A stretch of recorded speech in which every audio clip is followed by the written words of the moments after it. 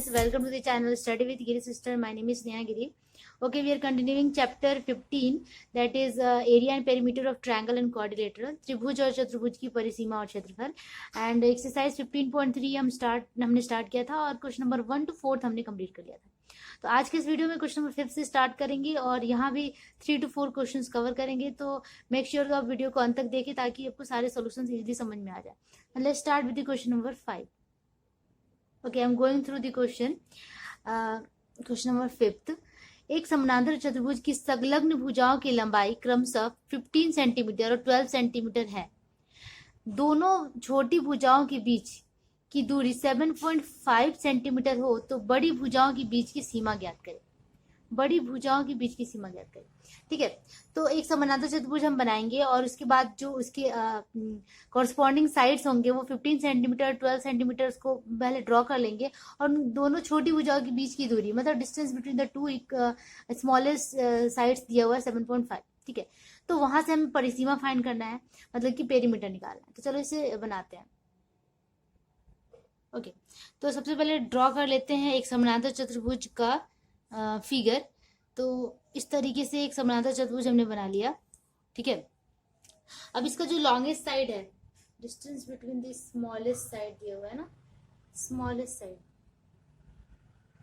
तो smallest side दिया हुआ है तो फिगर इस तरीके से ना बना के हम ऐसे बनाते हैं.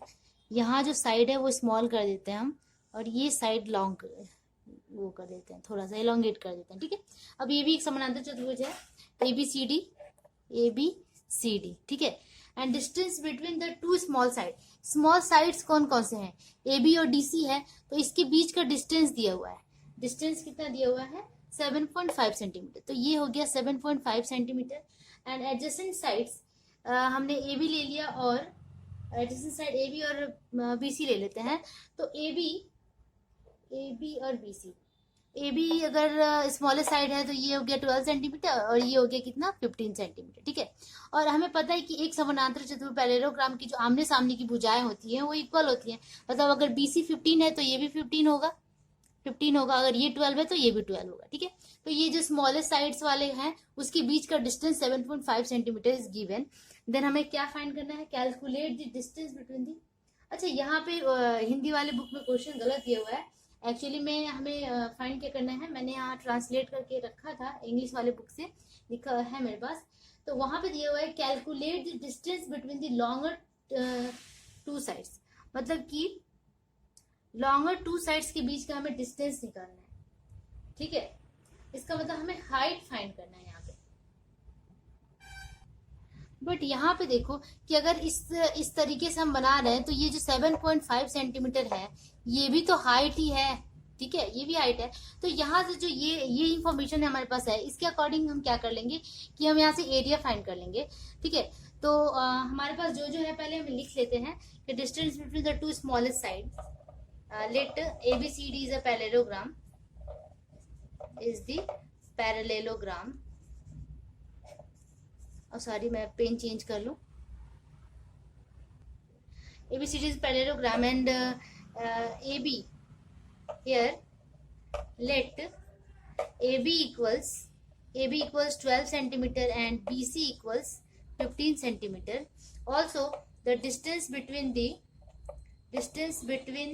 the smaller size, the smallest side, ये जो भी है स्मॉलर साइड्स इक्वल्स कितना दिया हुआ है? 7.5 centimetre. That is D equals 7.5 centimetre. ठीक है, then we have to find, हमें क्या फाइंड करना है कि distance between the longest side. इसका मतलब कि ये लॉन्गेस्ट साइड है AD और BC, इसके बीच का डिस्टेंस हम ऐसे निकालेंगे. मतलब आप देख रहे हो कि अगर ये इस तरीके से है तो यहाँ से एक परपेंडिकुलर ड्रॉ करेंगे तो जो ये होगा या फिर ये जो परपेंडिकुलर है ये हो गया डिस्टेंस. तो जो सीधा है, एक्चुअली ये थोड़ा सा फिगर अजीब सा बन गया है. ठीक है, तो यहाँ से इस तरीके से जो जाएगा ये, तो हमें यही फाइंड करना है distance between the to longest side. मतलब जो लंबाई जिसकी ज्यादा है उस साइड के बीच का हमें डिस्टेंस फाइंड करना है. ठीक है, तो सबसे पहले मान लेते हैं कि डिस्टेंस बिटवीन दी लॉन्गर साइड्स और हाइट हाइट ही उसी को मान लेते हैं, क्या है, x सेंटीमीटर, 1 सेंटीमीटर हमने इसे ले लिया। अब नाउ क्या करेंगे कि एरिया पैरेललोग्राम निकालेंगे, area of parallelogram. Area parallelogram का फॉर्मूला हमें पता है क्या होता है, बेस इंटू हाइट, ठीक है। तो इसके अकॉर्डिंग, जिस फिगर के अकॉर्डिंग यहाँ पे हाइट क्या है, डी है, ठीक है, डी है distance between the smaller side, मतलब कि हाइट यहाँ पे डी है, दैट इज हम बेस हमारा यहाँ क्या है, ए बी, ठीक है। आप देखो कि अगर इस तरीके से फिगर है, इस तरीके से फिगर है, यहाँ पे ए बी है और यहाँ डी है, ठीक है, यहाँ पे डी है, तो ये बेस कौन सा हो रहा है, ए बी हो रहा है। इसका मतलब हमें करना क्या है कि ए बी इंटू, मतलब कि आधार इंटू ऊंचाई होता है, ऊंचाई यहाँ पे डी है, ठीक है, बेस इंटू हाइट, ठीक है। अब हमारे पास क्या है, ए बी का हमें पता है कितना है, 12 centimetre, and D is also 7.5 centimetre, ठीक है। अब यहाँ से हम निकाल लेंगे, मल्टीप्लाई करके कितना आता है, ये आ गया 90 स्क्वायर सेंटीमीटर। तो एरिया पैरेललोग्राम इस तरीके से ऐसे आ गया। नाउ लेट द, हमने लॉन्गेस्ट साइड का, now if height is, height को अगर हम x मान लेते हैं, ठीक है, हाइट को x मान लेते हैं, जो कि डिस्टेंस भी है लॉन्गर साइड का। अगर हम इसको इस लैंडस्केप से इस तरह ना लेकर, अब इसको हम इस फिगर को ऐसे ट्रीट करें, इस तरीके से, तो ये हमारा हाइट हो जाएगा, आपको दिख रहा होगा, ये हाइट हो जाएगा। इसे ही हमने क्या मान लिया है, x मान लिया है, ठीक है, मतलब कि ये जो हमने लिखा है इसको हमने x मान लिया है। अब हमें वो निकालना है, हाइट हमने x मान लिया।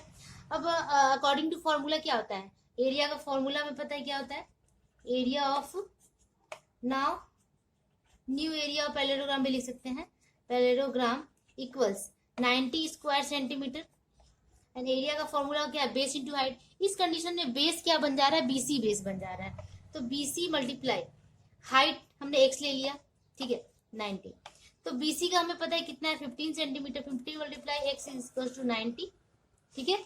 अब इसे x डिवाइड कर देंगे, दैट इज x इक्वल्स कितना आ जाएगा, 90 डिवाइडेड 15, दैट इज 6 सेंटीमीटर। तो अब हमारा कितना आ गया, डिस्टेंस बिटवीन द साइड्स कितना आ गया, distance between the longer side और height equals 6 centimetre is the answer. यही आपका आंसर हो गया। बस क्वेश्चन थोड़ा कंफ्यूज कर दिया है, लेकिन बनेगा इसी तरीके से, ठीक है। मैंने पूरी कोशिश की कि आप लोग को समझ में आए, अलग अलग फिगर्स ड्रॉ करके बताया मैंने।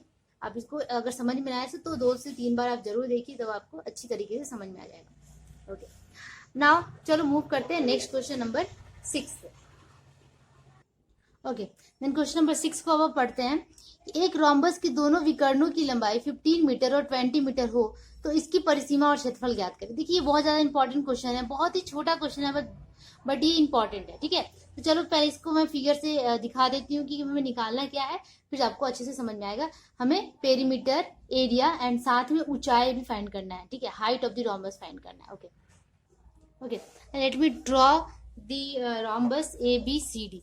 तो रोम्बस को हमें पता है कि सारे जो साइड्स होते हैं वो इक्वल होते हैं, ठीक है, बट कहीं भी 90 डिग्री का एंगल नहीं बनता है। 90 डिग्री का एंगल जब इसके डायगोनल्स, जब इसके विकर्ण एक दूसरे को कट करते हैं, तो यहाँ हमें 90 डिग्री का एंगल हर जगह पे 90 90 90 बन जाता है, ठीक है। तो ये कंडीशन होती है। अब हमें फाइंड क्या करना है, रोम्बस के दोनों डायगोनल्स दिए हुए, एक है 15 और दूसरा है 20 मीटर। तो मान लो ये 20 मीटर है, 20 मीटर, ठीक है, और इसे मान लेते हैं ये है 15 मीटर, मीटर या सेंटीमीटर है, जो भी है। ओके, तो अभी ये जो रोम्बस है इसका ये है 20 सेंटीमीटर। तो अगर हम यहाँ पे O ले लेते हैं, O, ठीक है, अगर हम यहाँ O ले लेते हैं और AC हमारा गिवन है, कितना है, AC हमारा अगर 20 मीटर दिया हुआ है and BD is also is 15 metre, तो अगर इसे हम हाफ कर देते हैं, AO निकालते हैं, तो ये हो जाएगा 10 और ये हो जाएगा 15 डिवाइडेड 2, ठीक है। तो यहीं से हम क्या करेंगे कि AD फाइंड कर लेंगे या फिर AB फाइंड कर लेंगे, क्योंकि वो सब इक्वल है, AB या AD जो भी। तो इसी तरीके से हम जब एक साइड हमें मिल जाएगा तो हम इसका इजिली एरिया फाइंड कर सकते हैं, पेरीमीटर एंड कुछ भी फाइंड कर सकते हैं, ठीक है। तो हमें करना क्या है, लेट ABCD is the rhombus, okay, where A C equals diagonal, A C equals, आप डायगोनल यहाँ प्लीज मेंशन कर देना, 20 metre and B D equals 15 metre, 15 metre. Okay, now अब हम ए ओ निकालते हैं। देन ए ओ इक्वल्स, ए ओ कितना हो जाएगा, ए सी है 15, सॉरी ए सी है 20, तो ए ओ हो जाएगा 20 divided 2 that is 10 metre and B O, B O equals B D है 15 that is B D by 2 that is 15 divided 2 metre. ठीक है, अब बी और बी डी मिल गया हमें, ये डिस्टेंस और ये डिस्टेंस मिल गया, और ये देखने में कैसा है, यहाँ पे राइट एंगल बना रहा है, तो ये राइट एंगल ट्रायंगल है। Now A O B is the right angle triangle, right angle triangle because आप ये मेंशन कर सकते हैं कि diagonals cuts each other at 90 degree. ठीक है, एक दूसरे को 90 डिग्री के एंगल पे ही कट करते हैं। ठीक है, अब now it is a right angle triangle, तो राइट एंगल ट्रायंगल है और हमें ये साइड नहीं पता है, तो साइड निकालने के लिए, राइट एंगल ट्रायंगल होता है तो साइड निकालने के लिए हम कौन सा रूल फॉलो करते हैं, हम फॉलो करते हैं पाइथागोरस थ्योरम। तो बस पाइथागोरस थ्योरम निकाल के और ये साइड फाइंड कर लेंगे, that is A B equals root under क्या हो जाएगा, O A square plus O B square, क्योंकि जो ए बी है वो यहाँ पे हाइपोटेनस का काम कर रहा है, कर्ण का काम कर रहा है, और यहाँ पे लंब हो गया ए ओ और आधार हो गया बी ओ, तो A O A square plus O B square. ठीक है, अब ओ ए हमें पता है कितना है, ओ ए 10 है, that is 10 the square plus 15 divided 2 the square. ठीक है, अब इसका स्क्वायरिंग कर लेते हैं, तो 100 प्लस 15 का 225 डिवाइडेड 2 का स्क्वायर 4। ठीक है, अब इसे आप सॉल्व कर लो, तो आपका ये आ जाएगा कितना, रूट अंडर 400 प्लस 225 डिवाइडेड 4। अब मैं इसको ऐड कर लेती हूँ, तो ये हो जाता है आपका 625, 625 डिवाइडेड 4। 625 किसका स्क्वायर होता है, 25 का, और 4 का होता है 2, दैट इज कितना आ गया, 12.5 metre is the A B side हमें मिल गया 12.5 मीटर। ठीक है, अब हम पेरीमीटर निकाल सकते हैं, that is perimeter equals 4 multiply side, यही होता है क्योंकि सारे साइड्स इक्वल होते हैं इसीलिए, तो ये हो जाएगा 4 मल्टीप्लाई 12.5, और या फिर आप इस तरीके से लिख दो 25/2, तो ये 2 से 2 कट गया, दैट इज 50 मीटर। पेरीमीटर निकल गया हमारा। उसके बाद हमें क्या निकालना है, area of rhombus. Okay, then area of rhombus equals, हमें पता है एरिया ऑफ रोम्बस कैसे निकालते हैं, हाफ इंटू डायगोनल्स होता है। ठीक है, तो यहाँ पे डायगोनल क्या है, ए सी इंटू बी डी, यही होता है फॉर्मूला। ठीक है, ये रोम्बस का फॉर्मूला होता है हाफ इंटू दोनों डायगोनल्स को मल्टीप्लाई किया जाता है। ठीक है, both diagonals, that is 2 into A C कितना है 20 एंड बी डी कितना है 15, बस इसको कट कर देंगे, 10 हो गया, दैट मीन्स हमारा कितना आ गया 150 मीटर स्क्वायर। ठीक है, या फिर स्क्वायर मीटर, 150 स्क्वायर मीटर आ गया एरिया ऑफ रोम्बस। अब हमें क्या निकालना है, नेक्स्ट लास्ट निकालना है हमें हाइट ऑफ द रोम्बस। ठीक है, हाइट ऑफ द निकालना है रोम्बस का, तो इसको किस तरीके से निकाल देंगे, देखो आप ध्यान से देखो कि हाइट हम कैसे ड्रॉ कर सकते हैं, हाइट हम ड्रॉ कर सकते हैं इस तरीके से, ये हाइट हो गया, ये जो है ये हाइट हो गया, मान लो यहाँ पे बी मैं नाम दे देती हूँ, तो बी इज द हाइट है। तो हमें क्या पता है कि एक रोम्बस एक पैरेललोग्राम ही होता है, रोम्बस इज ऑल्सो पैरेललोग्राम, क्योंकि इसके सारे साइड्स एक दूसरे के साथ पैरेलल होते हैं और इक्वल भी होते हैं। इसका मतलब कि रोम्बस इज अ पैरेललोग्राम। अगर हम एरिया ऑफ पैरेललोग्राम निकाल दें, ठीक है, देन वी नो दैट, चलो मैं लिख के बता देती हूँ, we know that area of rhombus is equals to area of parallelogram. क्यों, क्योंकि area parallelogram and rhombus, sorry parallelogram and rhombus बिल्कुल एक ही तरीके से होता है, पैरेललोग्राम को भी, रोम्बस को हम पैरेललोग्राम कह सकते हैं। ठीक है, तो यहाँ पे हमारे पास एरिया ऑफ रोम्बस अवेलेबल है, बट एरिया ऑफ पैरेललोग्राम का हम फॉर्मूला लिखेंगे। पैरेललोग्राम का फॉर्मूला क्या होता है, बेस इंटू हाइट, क्योंकि हमें हाइट चाहिए और हमने यहाँ पे बेस किसको ले लिया, एडी को ले लिया है, तो होता है क्या, बेस इंटू हाइट, ठीक है। इसको मैं फ्लिप कर देती हूँ, एरिया ऑफ पैरेललोग्राम में पहले ऐड करती हूँ इक्वल्स एरिया ऑफ रोम्बस, ठीक है, तो आपको कंफ्यूजन नहीं होगा। यहाँ पे ये जो आप बस ये समझ लो कि रोम्बस को हम पैरेललोग्राम यहाँ कह सकते हैं, क्योंकि इसमें इसके अकॉर्डिंग क्या है कि सारी साइड्स एक दूसरे के साथ इक्वल है एंड पैरेलल है, इसलिए ये इसको हम पैरेललोग्राम भी कह सकते हैं। बट पैरेललोग्राम का जो फॉर्मूला होता है वो अलग होता है, बेस इंटू हाइट, बस वही कर देना है हमें। एरिया ऑफ रोम्बस हमारे पास है, पहले ही आ चुका है, कितना, 150 स्क्वायर मीटर, तो 150 लगा देंगे। बेस हमारे पास क्या है, AD, AD that is A B के बराबर है, हमारा कितना आ गया था, 12.5 या 25/2। हाइट हमने h ले लिया 150, ठीक है, या फिर हाइट हम b कुछ भी ले सकते हैं। दैट इज यहाँ से हम h निकाल सकते हैं, कैसे कैलकुलेट कर लेंगे, 150 मल्टीप्लाई 2 डिवाइडेड 25, ठीक है। अब 25 से इसको डिवाइड कर लेते हैं, तो ये 25 से डिवाइड कर तो 6 टाइम में कट जाता है, और 6 2 12, दैट इज हाइट हमें कितना मिल गया, 12 मीटर।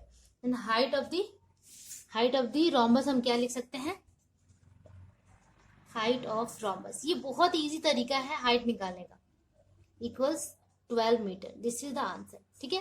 तो आपका आंसर कहाँ कहाँ पे बन रहा है, पहला आंसर हमने ये निकाला कि साइड, उसके बाद हमने क्या निकाला, पेरीमीटर, उसके बाद हमने निकाला क्या, एरिया, एंड लास्ट हमने क्या निकाला, ये 12 मीटर इज दी हाइट, ठीक है। तो ये इस तरीके से आपका ये क्वेश्चन का आंसर कंप्लीट होता है। आपको अगर कोई कंफ्यूजन हो तो प्लीज लिखिएगा, क्योंकि मैंने अपनी तरफ से पूरी कोशिश कर दी इसे बताने में। एक बार मैं स्क्रॉल डाउन कर दूं जिससे आपको अच्छी तरीके से पूरा सोल्यूशन दिखे, ओके ओके। चलो अब मूव करते हैं नेक्स्ट क्वेश्चन पे।